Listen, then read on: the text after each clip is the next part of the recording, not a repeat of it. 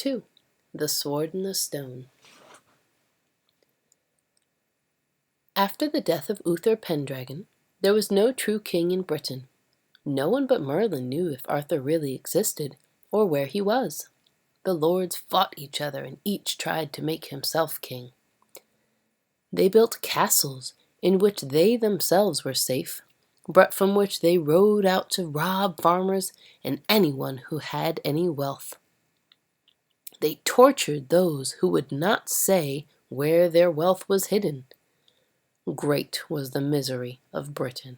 Cries went up for a true king who would protect the poor and keep justice for every man.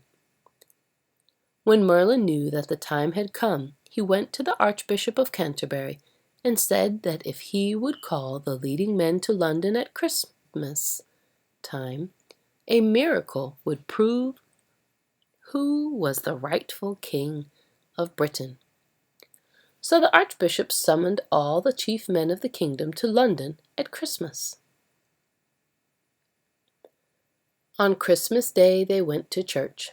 When they came out, they found in the churchyard a square marble stone, in the middle of which was an anvil, and into the anvil was thrust a sword. The stone gripped the naked sword by the point, and on the blade was written in gold letters, "Whoever pulls out this sword from this stone and anvil is the rightful king of Logres." Here was the miracle foretold by Merlin. Each lord tried to pull it out, and all failed. Nobody could move it. News of the miracle was hurriedly told to all knights. A tournament was announced for New Year's Day, when the knights were each invited to try to pull out the sword. All the great lords met again on New Year's Day. Among them was Sir Ector, who brought his son, Sir Kay, who had been made a knight at the previous Halloween. With them rode his younger brother Arthur, who was only 15 years old. He was not a knight, and had no importance at all. Nor was he really Kay's brother, though no one but Sir Ector and Merlin knew this.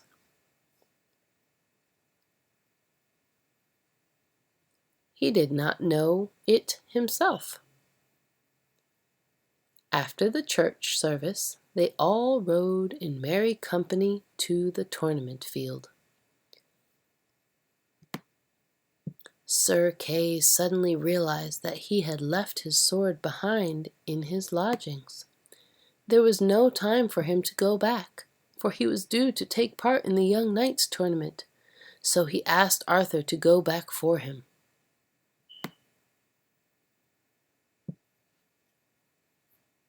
Arthur went as fast as he could to their lodgings, but everyone had gone to see the fighting and the house was locked. Arthur was angry and said, "I will ride to the churchyard and take the sword and the stone, for my brother shall not be without a sword this day." He found no one at the churchyard, for everyone had gone to see the tournament. So he took the sword by the hilt, gave it a light, quick pull, and out it came. He jumped on his horse and rode to the tournament field and gave Kay the sword. Now Kay, being a knight, knew the meaning of the sword and the stone. He recognized it at once. He unwisely thought he could deceive others about how he came by it. He went to his father and said, "Sir, look, here is the sword of the stone, and so I must be king of this land." Sir Ector was amazed, but he was a wise man, and he immediately took Kay and Arthur and went back to the church. He told Kay to swear how he came by the sword. Kay was frightened now, and he said, "Sir, by my brother Arthur, for he brought it to me." Sir Ector looked at the young Arthur, remembering how strangely Merlin had brought him in secret as a newborn baby, told him to bring him up as his own son, and promised that in time Merlin would reveal who the child truly was. "How did you get the sword?" said Sir Ector slowly to Arthur, standing by the altar in the quiet church? Arthur told him exactly what he had done. "Now," said Sir Ector to Arthur, "as I understand it, you must be king of this land." "I?" said Arthur, astonished. "How can that be?" "Sir," said Sir Ector, using the title for the first time, "because God will have it so, for no man could have pulled out this sword unless he was the rightful king of this land. Now let me see whether you can put the sword back as it was and pull it out again." "That is quite easy," said Arthur. And they all went outside into the frosty churchyard. There stood the white stone with the anvil wedged in the top, but no sword was in the anvil. Arthur went up to it and thrust the sword back into its slit, which gripped the blade hard. Sir Ector tried to pull it out, to see that there was no trick. He could not move it at all. "Now you try," said Sir Ector to Sir Kay, and Sir Kay pulled with all his might, but could not move it. "Now you shall try," Sir Ector said to Arthur. "Very well," said Arthur, and he pulled it out easily. Sir Ector and Sir Kay knelt down before Arthur. "My dear father and brother," said the boy, "why do you kneel to me?" Then Sir Ector told him that he was not his own son, but that Merlin had brought him as a baby to be brought up as his son in his household. "Sir," said Sir Ector again, "I will ask no more of you but that you will make my son, your foster brother Sir Kay, steward in charge of your lands." Arthur answered, "That shall be done, and no other man shall have the office, while he and I live." Then they went to the Archbishop and told him what had happened. At the end of the New Year's tournament, on the Epiphany, all the knights tried the sword and none could move it. Then Arthur, who was not even a knight, drew it out. It was decided at last.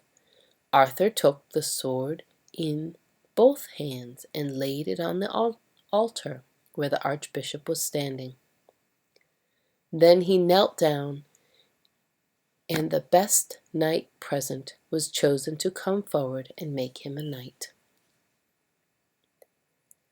After that, the Archbishop set on his head the crown of Britain, and wearing it, Arthur swore the king's oath to give justice to all men, high and low, all the days of his life. The people threw up their caps and shouted because a true king had come at last to punish the wicked and defend the poor. But many of the great lords were not pleased and refused to have a boy of 15 of unknown parents as king over them.